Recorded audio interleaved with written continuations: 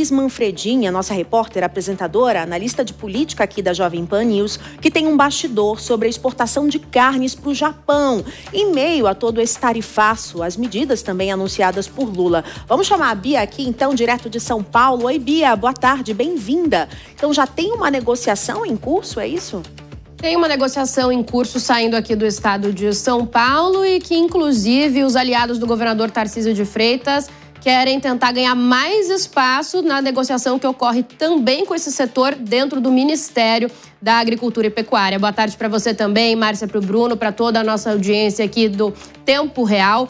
Olha, o que acontece é que os aliados do governador Tarcísio de Freitas, deputados da base aliada, um grupo encabeçado pelo deputado estadual Lucas Bove, do PL, estão tentando tomar a frente dessa negociação e tentando trazer a missão do Japão, que vai desembarcar aqui no Brasil nos próximos dias, para o estado de São Paulo. O que dizem os aliados do governador é que o Ministério da Agricultura e Pecuária tem dificultado as tratativas para trazer essa missão aqui para território paulista. O foco do Ministério, até o momento, são os estados do Sul, então Santa Catarina, Rio Grande do Sul, Paraná, também Acre, e a missão japonesa deve desembarcar também em Goiás, mas não tem planos aqui para São Paulo. E aí os deputados, então, estão se articulando para tentar trazer essa movimentação para cá. Hoje mesmo, o deputado Lucas Bove tem uma ligação, uma conversa marcada com o vice-cônsul do Japão para tentar convencer, então, essa missão japonesa a passar aqui no estado de São Paulo também e não só em outros estados como previsto.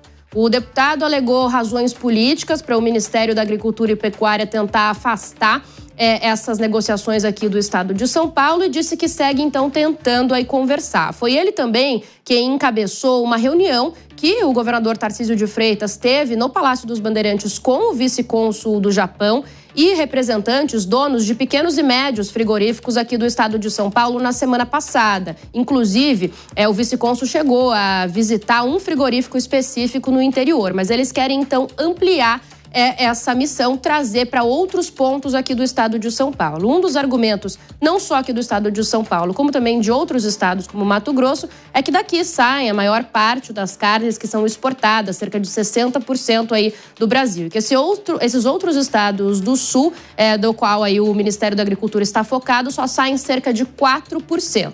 Já o Ministério alega o seguinte, Márcia, diz que começou essas tratativas lá atrás, quando o Brasil ainda não tinha aquele certificado de livre da febre aftosa, quando o Lula visitou o Japão no mês de março e que deu prioridade aos estados que já tinham esse certificado, justamente antes do Brasil. O certificado do Brasil chegou só em maio, mas agora, então, toda a base aliada do governador Tarcísio de Freitas se mexendo, se articulando ainda hoje para tentar trazer essa visita japonesa aqui para o estado nos próximos dias. Tomara que dê certo, né, Bia? Realmente, para pelo menos acalmar o setor. Agora tem uma outra situação. Hoje, o governador Tarcísio de Freitas acabou fazendo uma fala polêmica ali. Abre aspas, ele disse: o Brasil não aguenta mais o presidente Lula. Foi isso? Qual foi o contexto dessa fala, Bia? Foi isso, Márcia. Ainda num evento falando de agronegócio, o governador esteve ao lado de outros governadores da direita em um evento aqui em São Paulo com empresários do agro. E aí, durante, então, esse evento, Tarcísio de Freitas fez uma série de críticas à política fiscal atual do Brasil e disse que o carro, chamou o Brasil de carro, era bom, só que era necessário trocar o piloto. E aí ele criticou, então, nominalmente o presidente Lula durante esse evento. A gente tem um trecho da fala de Tarcísio, vamos acompanhar. O mundo está de porta aberta para o Brasil e a gente andando aqui numa ciranda e discutindo picuinha. O Brasil não aguenta mais excesso de gasto. O Brasil não aguenta mais, não tolera mais aumento de imposto. O Brasil não aguenta mais corrupção. O Brasil não aguenta mais o PT. O Brasil não aguenta mais o Lula.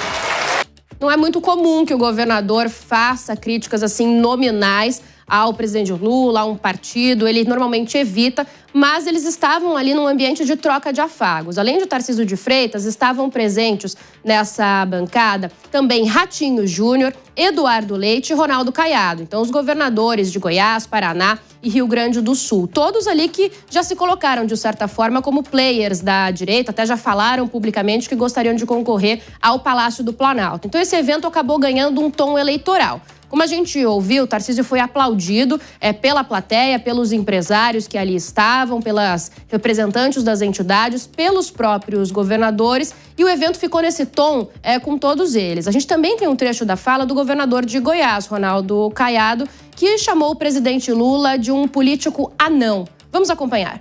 Não é jogar o presidente contra o Supremo, nem o Supremo contra o Congresso. Não se governa desse jeito, tá certo? Agora, ele tem que se impor como presidente.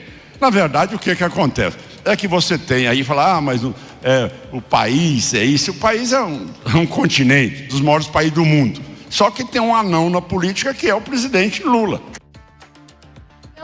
Seguiu dessa forma. Ratinho Júnior disse que faltava alguém normal no comando do país. Eduardo Leite minimizou um pouco os ataques. Normalmente ele tem uma postura um pouco menos incisiva, mas chegou a dizer que precisava, sim, o Brasil, de forma geral, virar a chave, chamar uma nova geração de governadores. Falou sobre mudanças no Supremo Tribunal Federal e os 4, então, passaram o evento ali fazendo afagos, trocas ali de gestos. Disseram, inclusive, mais de uma vez que ali estava sentada uma boa safra de governadores.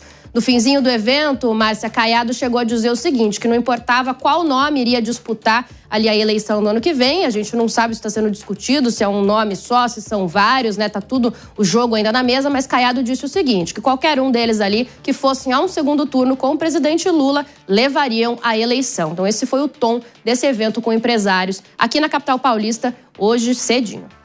Obrigada, Bia Manfredini, pelos bastidores. Parabéns sempre aí pela análise, pela busca, sempre pela informação em tempo real. E olha, a coluna da Bia Manfredini você tem também no nosso site, Jovem Pan News, jovempan.com.br, o conteúdo exclusivo para assinantes. Na palma da sua mão, a gente abriu aqui a tela para vocês verem. De olho nas carnes, aliados de Tarcísio tentam trazer missão japonesa para São Paulo. A coluna completa com todas as informações para assinantes na Jovem Pan. Se você ainda não é assinante, corre lá, jovempan.com.br. Agora, 2h37, inclusive sobre esse assunto, eu só queria chamar rapidamente os nossos comentaristas, porque essas falas foram muito intensas, né, nesse evento. Mano Ferreira e Ana Beatriz Rich. Não tem como eu não chamar vocês para a gente repercutir isso.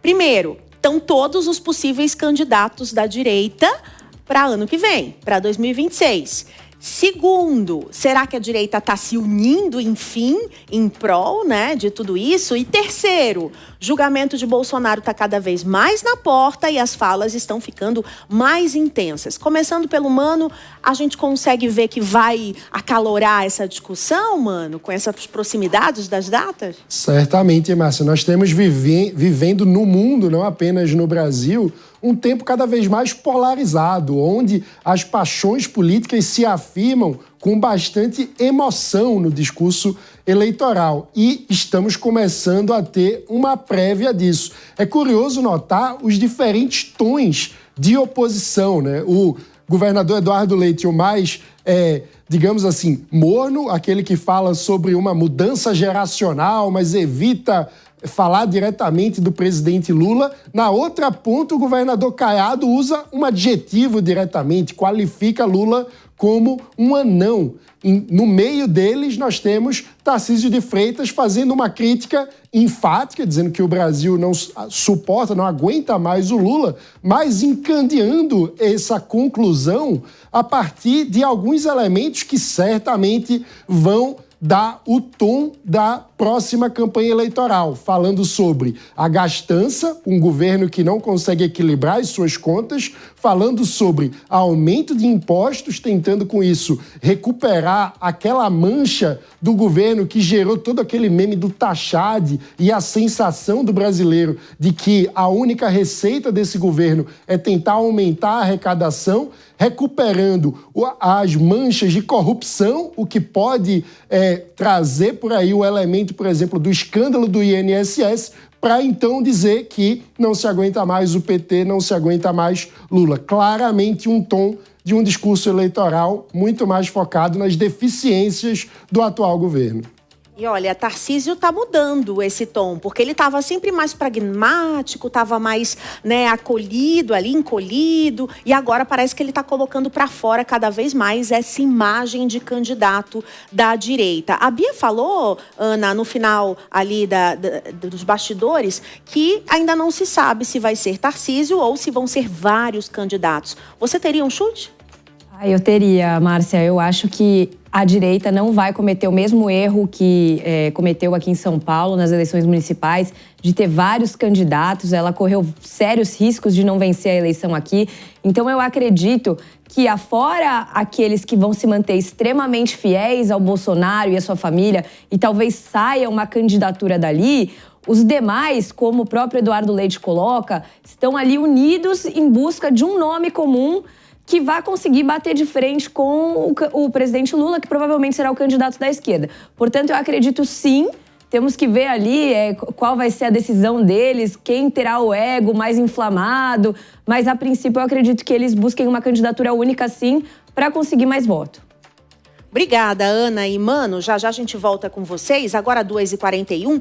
E eu quero ouvir você de casa que está mandando mensagens com a sua opinião sobre esse plano de contingência que foi liberado hoje pelo governo. Você acredita que ele vai melhorar em algum ponto a nossa economia? Vamos aqui para a tela. JP nas redes, vem comigo, Tile.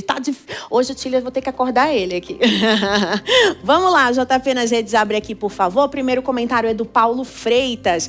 Olha, veio do YouTube esse comentário. Mais uma vez, o governo federal ajudando as empresas diante da atividade do presidente da extrema-direita dos Estados Unidos. Então, o Paulo Freitas vê com bons olhos esse plano de contingência. Obrigada pela sua mensagem, Paulo. Próxima mensagem é o Marciano Barreto, veio do WhatsApp. Essas medidas desse governo, mais uma vez, vão cair na cabeça do contribuinte. Ele está dizendo aqui que quem vai pagar a conta somos nós. Vamos ver, né, Marciano? A gente espera que não. Obrigada pela sua participação. Próxima mensagem.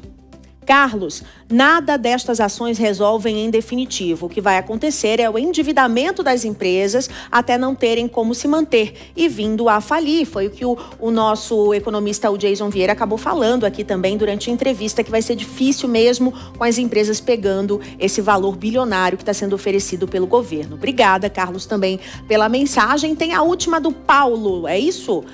Paulo de Oliveira, evidente que não vai aliviará os exportadores. O governo tem que procurar fazer uma negociação séria e não ficar evitando conversar com Trump.